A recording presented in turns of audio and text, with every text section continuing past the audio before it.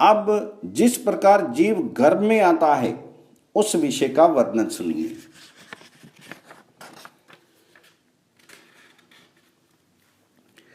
पुत्र कहता है, पिताजी,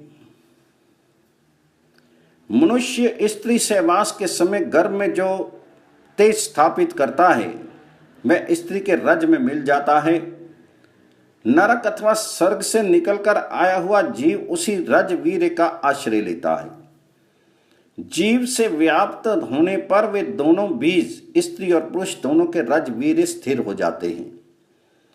फिर वे क्रमशः कलल, बुदद एवं मांसपिंड के रूप में परिणित होते हैं। जैसे बीज से अंकुर उत्पन्न होता है उसी प्रकार उस मांसपिंड से विभाग पूर्व के 5 अंग प्रकट होते हैं। फिर उन अंगों में अंगुली, नेत्र, नासिका, मुख, कान आदि प्रकट होते हैं। इसी प्रकार अंगुली आदि से नख आदि की उत्पत्ति होती है। फिर त्वचा में रोम और मस्तक पर बाल उगाते हैं। जीव के शरीर की वृद्धि के साथ ही स्त्री का गर्भकोश भी बढ़ता है। जैसे नारियल का फल अपने आवरण कोश के साथ ही बढ़ता है, उसी प्रकार गर्भस्थ शिशु भी गर्भकोश के साथ ही वृद्धि को प्राप्त होता है। उसका मुख नीचे की ओर होता है। दोनों हाथों को घुटनों और पसलियों के बीच रखकर वह बढ़ता है। हाथ के दोनों अंगूठे दोनों घुटनों के ऊपर होते हैं और उंगलियां उनके अग्रभाग में रहती हैं। उन घुटनों के पृष्ठ भाग में दोनों आंखें रहती हैं और नासिका उनके मध्य भाग में होती है। दोनों बाहें और पिंडलियां बाहरी किनारों पर रहती हैं। इस स्थिति में स्त्री के गर्भ में रहने वाला जीव क्रमशः वृद्धि को प्राप्त होता है। गर्भस्थ शिशु की नाभि में एक नाल बंधी होती है जिसे आप्यायनी नाड़ी कहते हैं। इसी प्रकार वह नाल स्त्री के आंत के छिद्र में भी जुड़ी होती है। स्त्री जो कुछ खाती पीती है वे उस नाड़ी के ही मार्ग से गर्भस्थ शिशु के भी उदर में पहुंच जाती है। उसी से शरीर का पोषण होते रहने से जीव क्रमशः वृद्धि को प्राप्त होता है। उस गर्भ से उसे अनेक जन्मों की बातें याद आती हैं, जिससे व्यथित होकर वह इधर उधर फिरता और खेद को प्राप्त होता है।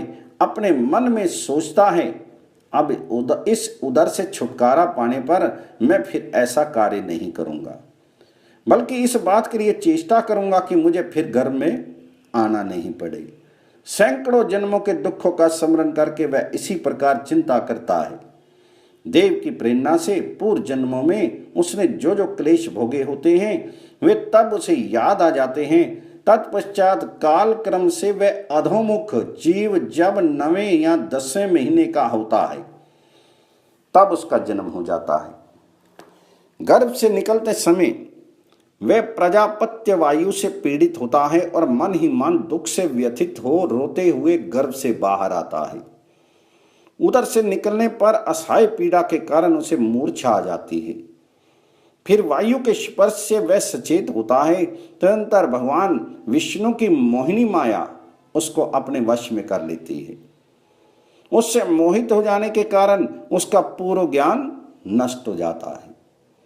इस प्रकार ज्ञान भ्रष्ट हो जाने पर वह जीव पहले तो बाल्य अवस्था को प्राप्त होता है, फिर क्रमशः कुमार अवस्था, यौवन अवस्था और वृद्धावस्था में प्रवेश करता है। इसके बाद मृत्यु को प्राप्त होता है और मृत्यु के बाद फिर जन्म लेता है।